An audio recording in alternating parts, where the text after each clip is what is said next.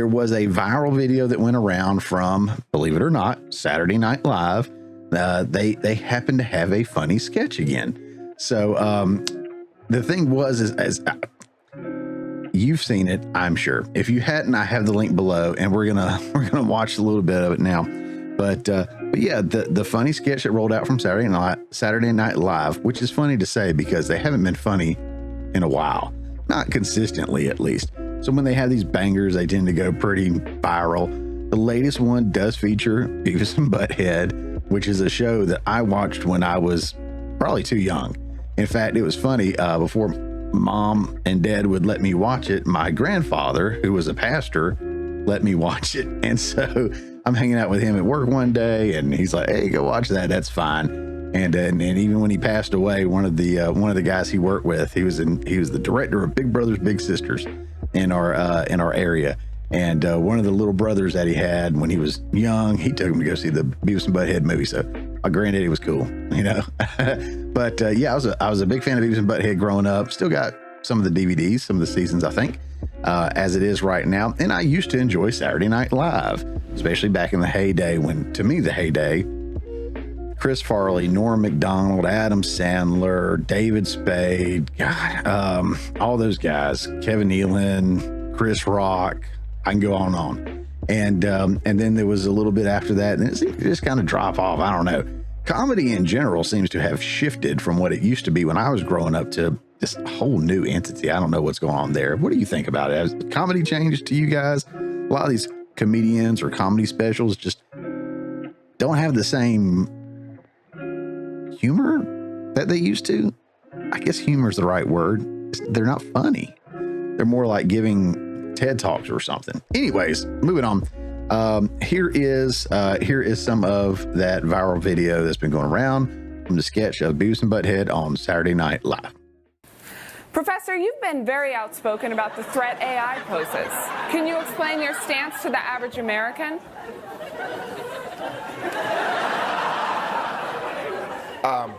I'm sorry, what? Can you explain your stance on AI to the average American? Professor, is there a problem? Yeah. There's a gentleman in your audience who looks strikingly similar to Beavis from the cartoon Beavis and Butt-Head. It's just a little distracting. I'm not familiar with that cartoon, but would it help if he moved seats? Yeah, that might be a good idea. It's the gentleman in the blue shirt and blonde pompadour. Sir, do you mind moving? Well, in simplest terms, it becomes so intelligent that it deems humans unnecessary and kills us all. But if human beings created the AI, can't we just program it to not do that?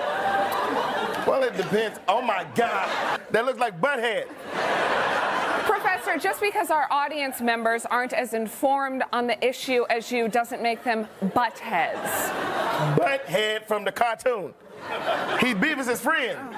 I'd really like to move on and discuss AI, so would you like him to move? Sir?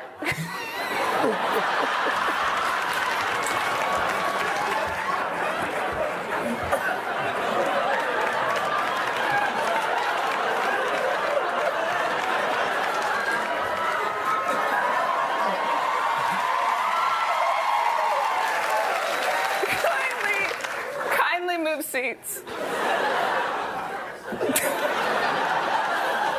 She's talking to you.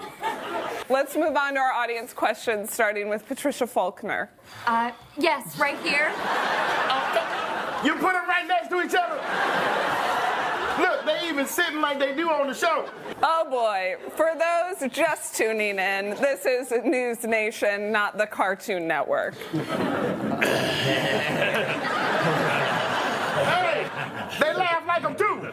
All right, so before I give my thoughts on that, which I have some thoughts on it, let's look at this article by Gizmodo. It says Ryan Gosling's viral Beavis and Butt-Head skit was 5 years in the making, that's pretty cool. Mikey Day, the guy that was doing Butthead, and he's been in plenty of other skits, he was one of the ones that wrote it. We'll see that here. We're just going to read through this whole thing real quick. It says, people watch Saturday Night Live to laugh, of course, but there are laughs, and then there are sketches that last forever. This past weekend, Ryan Gosling hosted Saturday Night Live, and the episode may have featured one of those all-time sketches. What starts as a discussion of AI then turns into one of the most absurd and random pop culture reference imaginable, as two audience members who look like the characters from Beavis and Butt-Head derail the whole thing. If the sketch felt random, well, not only was that by design, it's because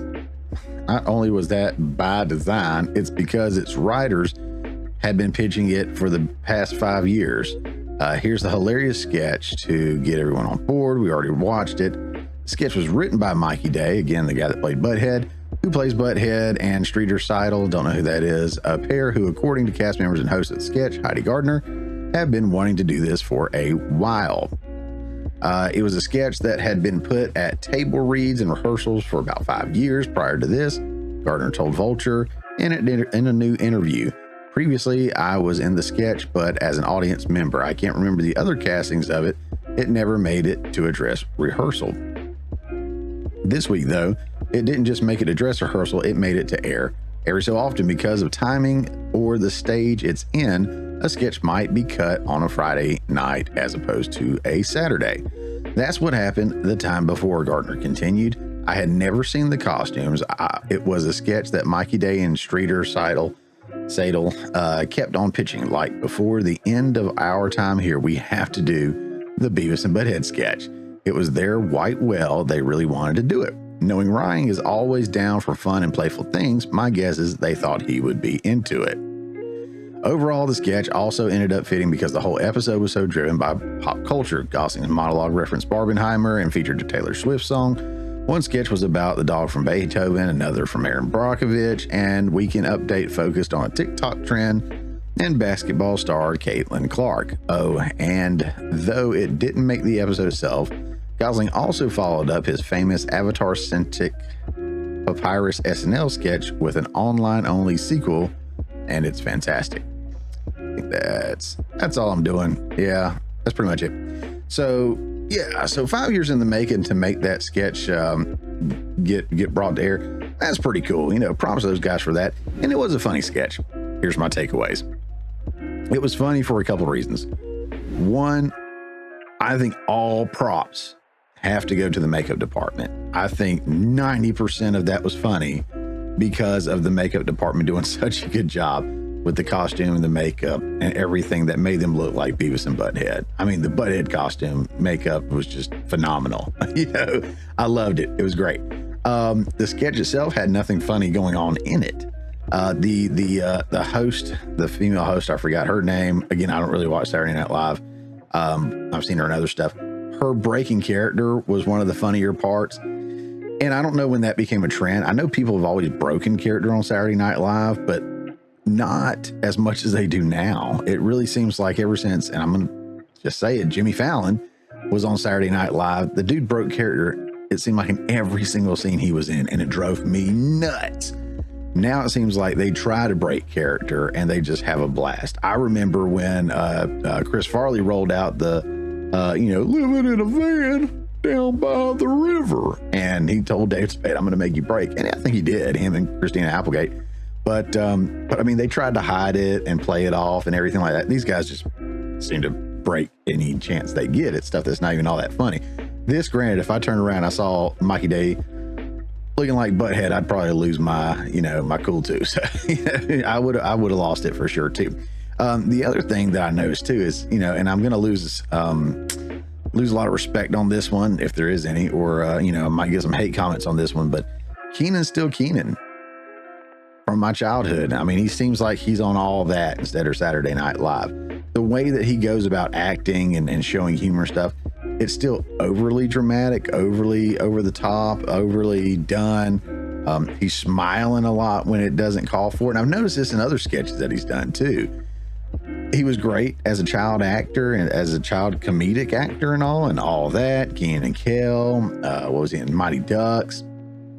It was great because the kids need to be over the top. That was when the comedy was great for them, when they were a little bit more over the top and it was out there. To me, he's not a great comedic actor as an adult. Bring on the hate comments.